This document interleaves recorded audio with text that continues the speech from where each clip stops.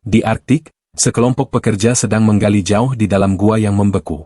Tiba-tiba mereka menemukan sesuatu yang terjebak di dalam es, jadi mereka memotong bongkahan besar untuk mengeluarkannya, lalu sebuah helikopter membawanya ke laboratorium. Para ilmuwan segera mengirim faks ke perusahaan penggalian, menjelaskan bahwa telah terjadi penemuan arkeologi yang sangat penting dan meminta untuk menghentikan pengeboran.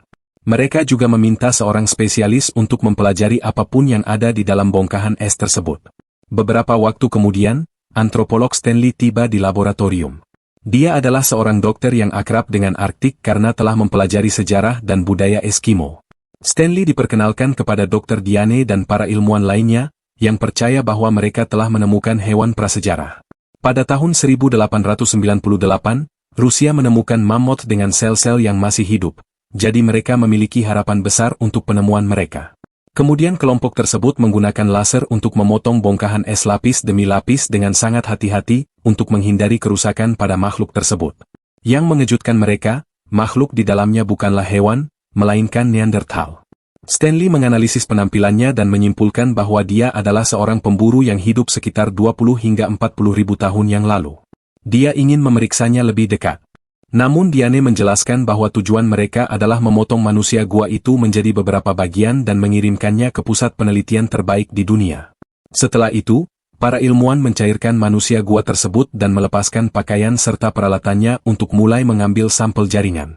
Mereka juga memberinya bypass dan memantau otaknya menggunakan elektroda. Tes menunjukkan bahwa sel dan organ Neanderthal berada dalam kondisi sempurna dan Diane berteori bahwa manusia purba memiliki krioprotektan, yaitu sel khusus yang mencegah kristalisasi.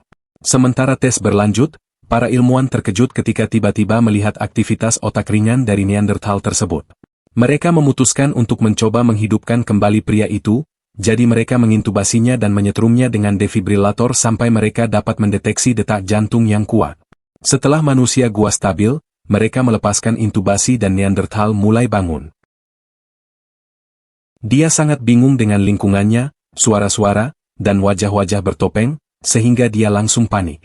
Stanley mengambil topengnya dan manusia gua itu tenang ketika melihat wajah manusia, memungkinkan yang lain untuk menidurkannya dengan suntikan.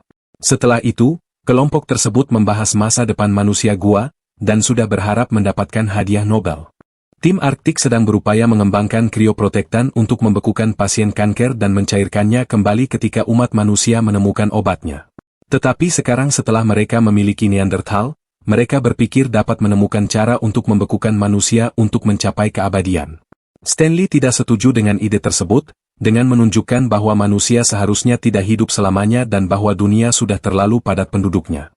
Kekhawatiran Stanley diabaikan dan para ilmuwan setuju untuk tidak memberitahu pers untuk saat ini, karena mereka tidak ingin Neanderthal menjadi selebriti. Kemudian Stanley mengatakan bahwa manusia gua itu harus dipelajari terlebih dahulu di lingkungan alami, yang akan mengajarkan mereka lebih banyak tentang zaman prasejarah.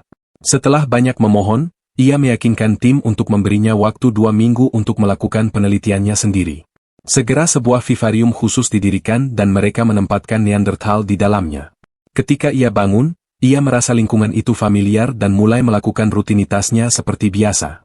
Ia minum jus beri untuk mengatasi rasa hausnya dan mengusir burung dari sarangnya untuk mencuri telur-telurnya. Di malam hari, ia menyalakan api menggunakan batu dan memasak makanannya. Di pagi hari, ia membasuh tubuhnya di bawah air terjun sebelum pergi berburu dengan tombak yang ia buat sendiri. Dia membuat banyak suara yang menarik perhatian seekor babi hutan yang mencoba menyerangnya. Tetapi manusia gua itu menghindar pada detik terakhir dan babi hutan itu terjebak di antara bebatuan, sehingga dia bisa membunuhnya. Kemudian saat memancing, dia secara tidak sengaja menemukan selang dan mematahkan ujungnya, bingung dengan logamnya.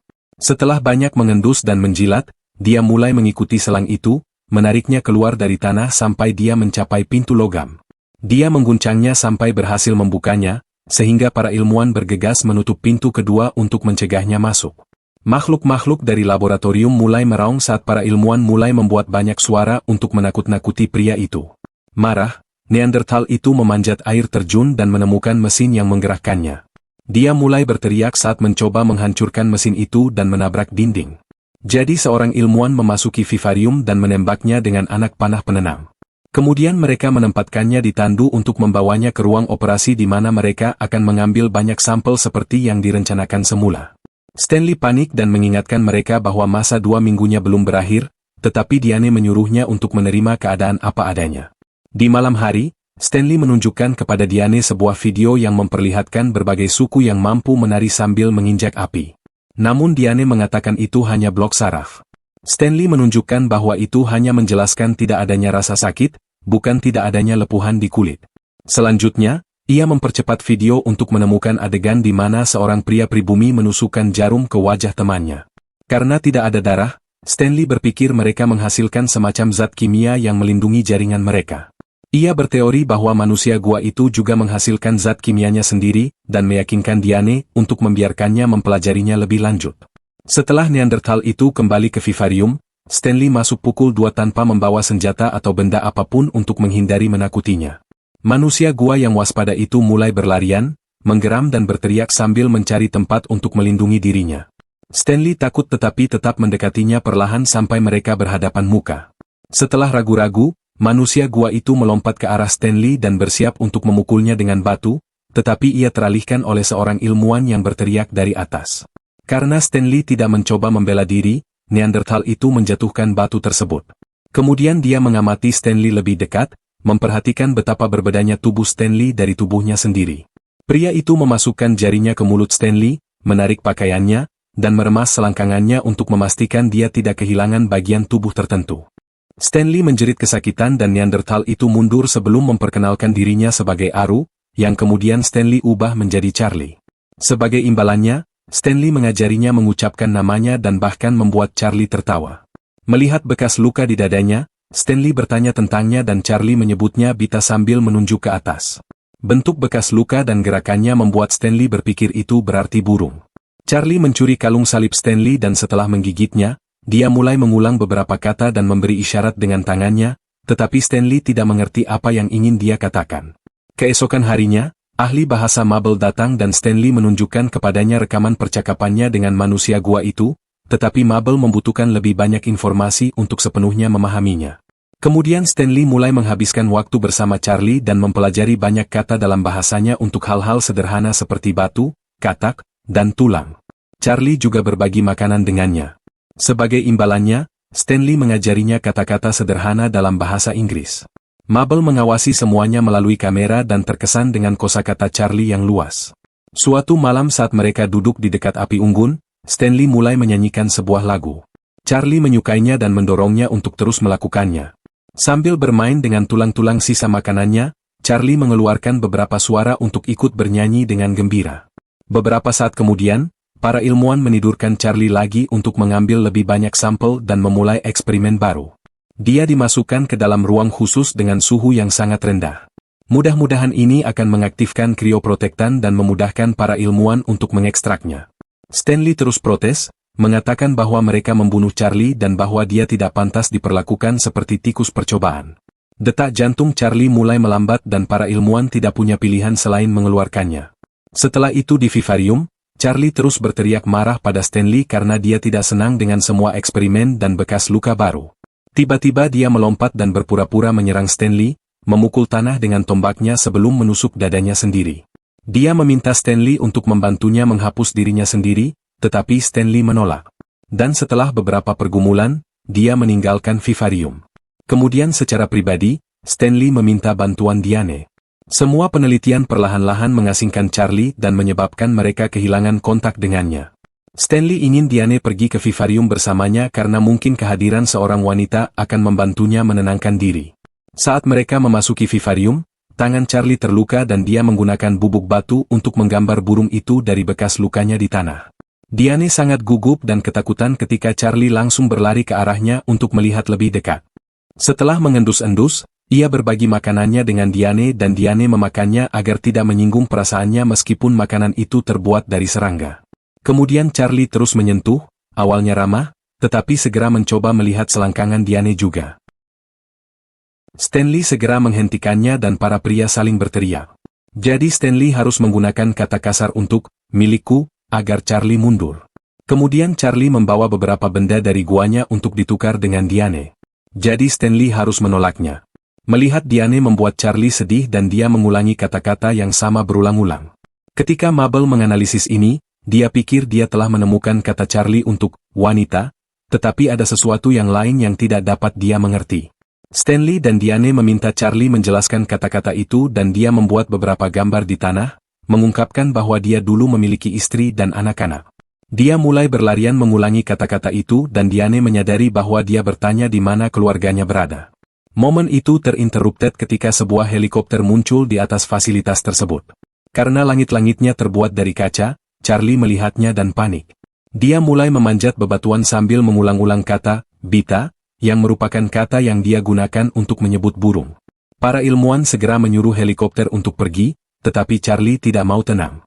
Dia memanjat ke puncak vivarium dan terus meneriakkan Bita ke langit-langit. Beberapa waktu kemudian, Stanley mengunjungi suku Eskimo dan menyampaikan kata-kata yang didengarnya dari Charlie, yang dikenali oleh kelompok tersebut. Stanley bergegas kembali ke laboratorium untuk berbagi penemuannya dengan Diane. Bita merujuk pada Sedna, legenda tentang burung besar yang bertindak sebagai utusan Tuhan dan membawa orang ke surga atau neraka tergantung pada perilaku mereka. Dia berteori bahwa suku Charlie punah ketika kutub magnet berbalik dan membunuh semua hewan di daerah tersebut. Charlie mungkin merasa itu adalah hukuman dari Tuhan dan melakukan perjalanan mimpi, artinya dia pergi untuk menemukan burung itu dan menawarkan dirinya sebagai ganti kembalinya hewan-hewan tersebut. Charlie sekarang berpikir helikopter itu adalah Sedna, jadi tidak mungkin mereka akan menenangkannya. 34 jam kemudian, Charlie mengenakan semua pakaian, peralatan, dan berbagai pernak-pernik yang diberikan Stanley kepadanya beberapa hari terakhir. Dia juga menggunakan buah beri yang dihancurkan sebagai cat untuk menghias kulitnya. Charlie tidak pernah berhenti melantunkan mantra, jelas dengan penuh semangat menunggu kembalinya Tuhannya. Setiap kali Stanley memasuki vivarium, Charlie bersembunyi sampai Stanley pergi, menolak untuk berkomunikasi. Suatu sore, Charlie menaiki tangga dan setelah mengamati Stanley berkali-kali, dia tahu dia harus menekan tombol itu. Dia memasuki laboratorium dan dengan hati-hati mengendap-endap, memastikan ilmuwan itu tidak akan melihatnya. Ketika dia sampai di koridor kosong, dia menemukan cermin dan mulai menggeram pada bayangannya sendiri. Mengira pria lain itu menantangnya, Charlie memecahkan cermin dengan tombaknya. Kemudian dia mendengar suara di pengeras suara dan berlari melalui koridor dengan ketakutan sampai dia mencapai ruangan dengan semua hewan laboratorium. Saat dia memeriksa burung itu, beruang itu menggeram sehingga Charlie terus bergerak. Saat dia mencoba memasuki koridor berikutnya, dia menabrak pintu kaca. Dia dengan cepat mencoba lagi dan pintu terbuka secara otomatis, memungkinkannya memasuki ruangan lain. Pada saat itu dia ketakutan ketika mendengar kendaraan bergerak, jadi dia bersembunyi di balik mesin fotokopi. Namun, Charlie secara tidak sengaja mengaktifkannya dan ketakutan lagi, jadi dia lari. Setelah terkejut oleh lift, dia memasuki laboratorium dan memecahkan toples berisi asam, yang sedikit membakar tangannya. Pada saat itu, para ilmuwan mematikan lampu, menyebabkan Charlie panik. Dia mulai memanjat furnitur, hanya untuk terus terpeleset dan merusak peralatan. Seorang ilmuwan mendengar suara itu dan masuk ke dalam sambil menyalakan kembali lampu. Charlie terkejut lagi dan langsung menyerang, membunuh pria itu dengan tombaknya. Kemudian Charlie mulai berlari lagi, menjadi panik ketika tiba-tiba mendengar alarm. Dia melewati sebuah pintu acak dan menemukan terowongan yang semakin dingin semakin jauh dia berjalan. Ketika dia menemukan pintu keluar darurat, dia dengan cepat melewatinya dan akhirnya berhasil keluar. Dia melihat helikopter dan mengejarnya. Pilot itu kemudian memukulnya dengan ski untuk membuatnya pingsan. Para ilmuwan akhirnya muncul dan menyelamatkan Charlie, membawanya kembali ke dalam. Beberapa saat kemudian, mereka melihat hasil röntgen, yang memastikan Charlie tidak mengalami patah tulang atau cedera kepala. Para ilmuwan marah kepada Stanley, menyalahkan penelitiannya atas kematian rekan mereka. Mereka mengumumkan bahwa eksperimen telah berakhir dan Charlie akan dipindahkan ke fasilitas lain. Stanley mencoba menjelaskan bahwa Charlie akan mati jika dikurung dalam sangkar, tetapi kekhawatirannya diabaikan. Menolak untuk menyerah, dia diam-diam membuat kesepakatan dengan penjaga pintu. Tak lama kemudian Stanley memasuki vivarium dengan sejumlah bulu. Setelah Charlie terlindungi dengan baik dari dingin, Stanley membawanya keluar untuk berjalan-jalan. Para ilmuwan menyadari mereka hilang dan mencari mereka dengan mengikuti jejak kaki mereka di salju. Saat keduanya terus berjalan, lapisan es mulai runtuh dan sebuah celah tiba-tiba terbuka di tanah, memisahkan Stanley dari Charlie. Ketika helikopter akhirnya menemukan mereka, Charlie menjadi bersemangat dan berteriak, "Bita," sebelum melompat. Dia berhasil berpegangan pada ski helikopter dan dengan gembira bernyanyi selama penerbangan. Salah satu pilot mencoba meraihnya. Jadi Charlie melepaskan ski dan jatuh, meluncur beberapa mil dalam suasana hati yang cukup baik sebelum akhirnya menemui ajalnya. Pastikan untuk berlangganan dan aktifkan notifikasi agar Anda dapat menonton lebih banyak video seperti ini. Terima kasih telah menonton.